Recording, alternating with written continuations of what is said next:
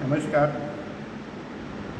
मी doctor Chandrashekhar बंगरवार आयुर्वेदाचा अभ्यासक आहे आणि आयुर्वेदाचा अभ्यास कसा करावा या विषयावर काही टिप्स देण्यासाठी विद्यार्थ्यांशी संवाद साधण्याच्या हेतूने मी आज व्हिडिओ तयार केला.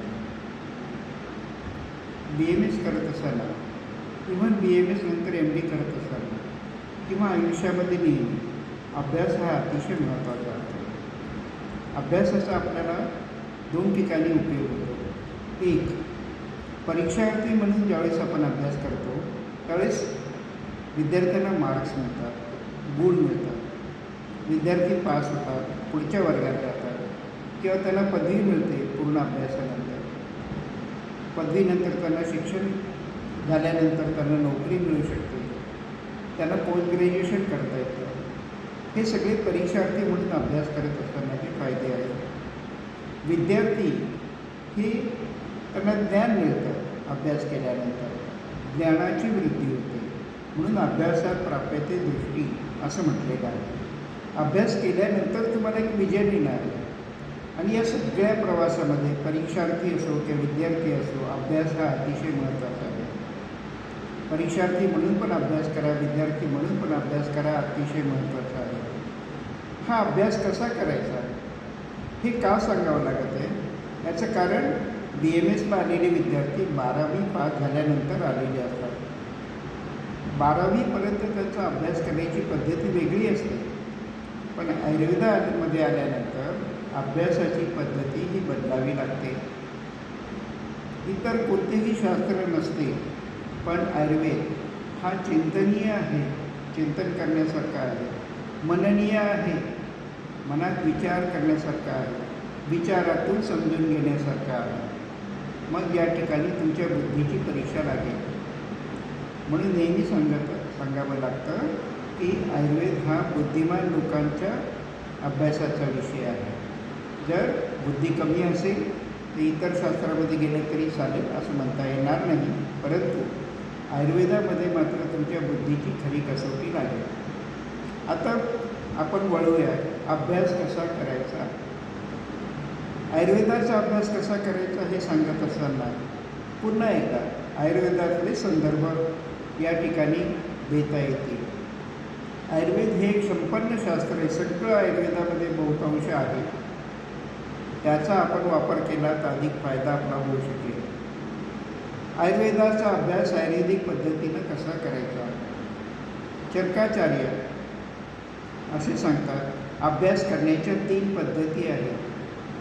पहिली पद्धत आहे अध्ययन, दुसरी आहे अध्यापन आणि तिसरी आहे तद्विद्य संभाषण. रोग विषयक द्वितीय विमान अध्याय, चरक विमान स्थानाचा शेवटचा 8व्या क्रमांकाच्या अध्यायामध्ये हे वर्णन तुम्हाला पाहायला मिळेल. पहिलं आहे अध्ययन. अध्ययनामध्ये आपण वाचन करतो, कधी लिखाण करतो, वाचून सगळं लक्षात ठेवण्याचा प्रयत्न करतो.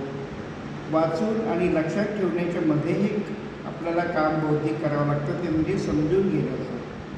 म्हणजे खऱ्या अर्थानं वाचणं, समजून घेणं आणि लक्षात ठेवणं.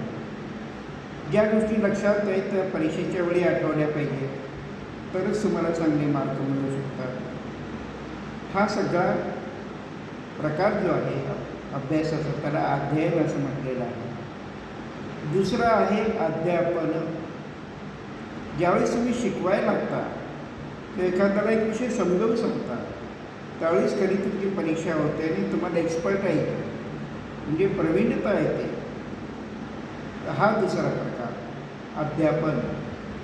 त्याच्यामुळं आपण आपल्या सहकारी विद्यार्थ्यांना अभ्यासातले मुद्दे वाटून देऊन सगळेजण एकमेकांना समजावू शकतात. त्याच्यामुळे तुमचा अभ्यास, तुमचा आत्मविश्वास हा अधिक वाढू शकेल. तिसरा प्रकार आहे तद्विद्य संभाषण, चर्चा करायची. अध्यापन आणि तद्विद्य संभाषण या दोनही अभ्यासाच्या प्रकारामध्ये बोलणं आहे. ज्यावेळेस तुम्ही एखाद्या विषयावर बोलू शकता याचा अर्थ तुमचा अभ्यास चांगला झालेला आहे. जर तुमचं बोलणं व्यवस्थित, चांगलं आणि नेमकं असेल तर तुम्हाला ते ज्ञान मिळालेलं आहे असा अर्थ होतो. अध्ययनामध्ये वाचनापासून सुरुवात होते. तुम्हीसुद्धा व्यवहारात बघा की आपण वाचलेलं खूप वेळेला कधी कमी समजतं आणि लक्षातही कमी राहतं. पण अध्यापन करताना बोललेलं किंवा तद्विद्य संभाषेमध्ये आपल्या मित्रमैत्रिणीशी बोललेलं आपल्याला अधिक चांगलं लक्षात राहतं. त्याच्यामुळं आपापसामध्ये संवाद हा ठेवला पाहिजे. अर्थात हा संवाद स्पर्धा म्हणून नको, त्याला सुहृद संधाय संभाषा, सुहृद फ्रेंडली संभाषा, ज्ञानाचं आपण देवाणघेवाण त्या ठिकाणी करत असतो. संधाय जोडण्याच्या दृष्टिकोनातून, ज्ञानाची देवाणघेवाण करण्याच्या दृष्टिकोनातून आपण केवळ वाचून अभ्यास करण्यापेक्षा सेल्फ स्टडी करण्याबरोबरच काही विषय इतरांना विषय शिकवणं म्हणजे अध्यापनही, आणि ग्रुप डिस्कशन करून म्हणजे तद्विद्य संभाषा करून आपल्या ज्ञानामध्ये आपण भर घालू शकतो.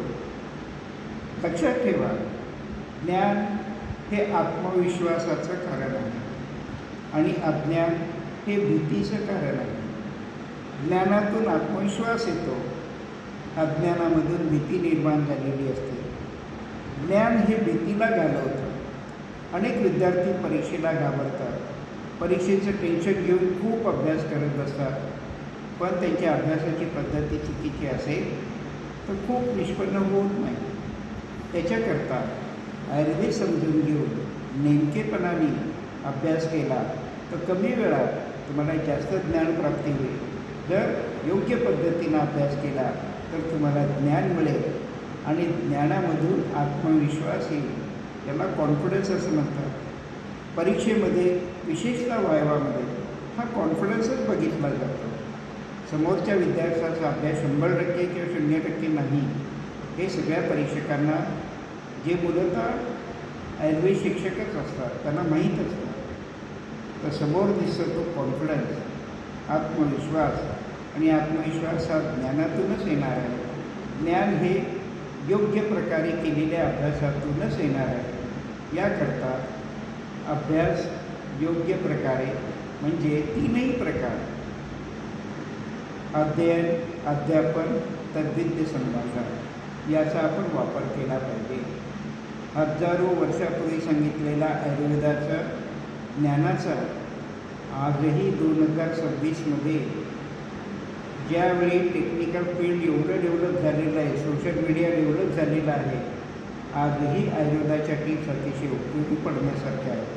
तरी सर्व विद्यार्थी मित्रांना माझं सांगणं आहे की अभ्यास करत असताना अध्यापन आणि तद्विद्य संभाषण या तीनही पद्धतींचा अवलंब करा.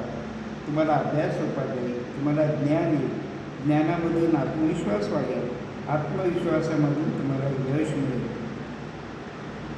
हे आयुर्वेदामुळे साध्य होईल. मला असं वाटतं की याचा सगळे अवलंब करतील. सगळ्यांचा खूप खूप आभारी आहे.